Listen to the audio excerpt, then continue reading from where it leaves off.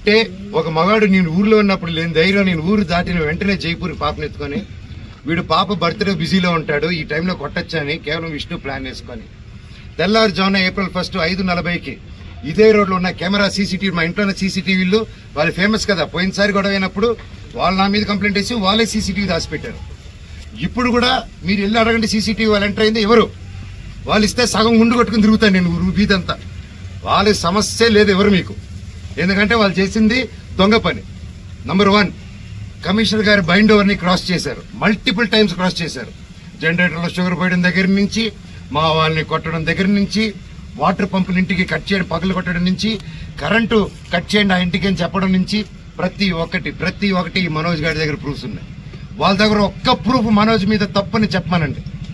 నేను సాక్షాత్ అందరి కాళ్ళ మీద పడి నేను సారీ అడుగుతాను. ఒక్క ప్రూఫ్ చూడండి పోనీ నేను ఆస్తి అడిగినట్టు ఒక్క ప్రూఫ్ చూపిమనండి. వాళ్ళు చెప్పేది ప్రతిదీ అబద్ధం. ఏప్రిల్ 1వ తారీఖున దౌర్జన్యంగా 30-40 కార్లు ఆ వీడియో కూడా ఇచ్చాను మీకు. 30-40 కార్లు ఇదే వీధిలో వచ్చి మా సెక్యూరిటీ గేట్లు దూకి స్టంప్స్ లో కూతురు మాట్లాడి నా సెక్యూరిటీని కొట్టి 3 గంటల వరకు బంధించారు లోపల. నేను 100కి చేశా, పోలీసుకి చేశా, సార్ కమిషనర్ గారికి చేశా, డీసీపీ గారితో మాట్లాడారు మా వైఫ్. సార్ ఇలా అయింది, పెట్స్ ఉన్నాయి, అన్ని పగలగొడుతున్నారు మా వస్తువులన్నీ లోపల, నా రూమ్ వస్తువులన్నీ పగలగొట్టేశారు.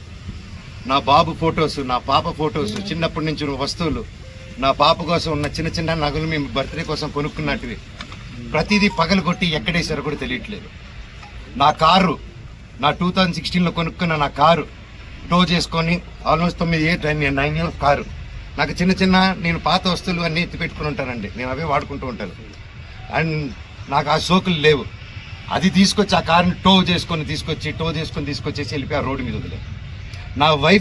మా వైఫ్ కారు మినీ కూపర్, దాన్ని టో చేసుకొని తీసుకొచ్చి ఆ గ్రౌండ్లో వదిలేదు.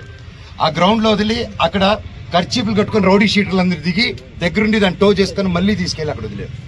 ఇవన్నీ గురువారెడ్డి గారికి అవునా ఇంత గలీజ్గా ఎందుకు చేస్తున్నారు, ఇది బాగాలేదు మనోజ్ గారు అని చెప్పి సీఏ గారు చాలా ఫీల్ అవుతున్నారు కానీ యాక్షన్ తీసుకోలేదు.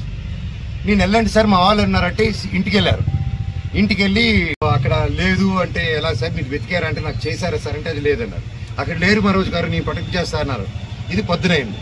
సాయంత్రం 3 గంటలకి ఇదే మనుషుల సెక్యూరిటీ గార్డ్ని కారులో వేసుకొని వాళ్ళతో బెదిరించి వాక్కుమూలన తీసుకొని సీఐ గారికి వచ్చి పోలీస్ స్టేషన్లో అప్పచెప్పారు. ఇప్పుడు పొద్దున అదే సీఐ గారు అక్కడ ఎవరు లేరన్నారు. ఇప్పుడు తిరిగి అప్పచెప్పారు. సార్ మీకే ఇది చేశారు కదా, మీరే నాకు అఫీషియల్గా చెప్పినారు, కేసు కట్టండి సార్ అంటే కట్టట్లేదు. పోనీ వాళ్ళిద్దరు సెక్యూరిటీలు సార్ మమ్మల్ని కొట్టారని కేసు పెడుతుంటే వాళ్ళు కేసు తీసుకోవట్లేదు. ఆ నోట్ చేసుకుని ఎఫ్ఐఆర్ చేయాలంటే ఇదంతా నేను పై వాళ్ళతో మాట్లాడాలి, నేను నాకు రైట్ లేదు అంటున్నాడు.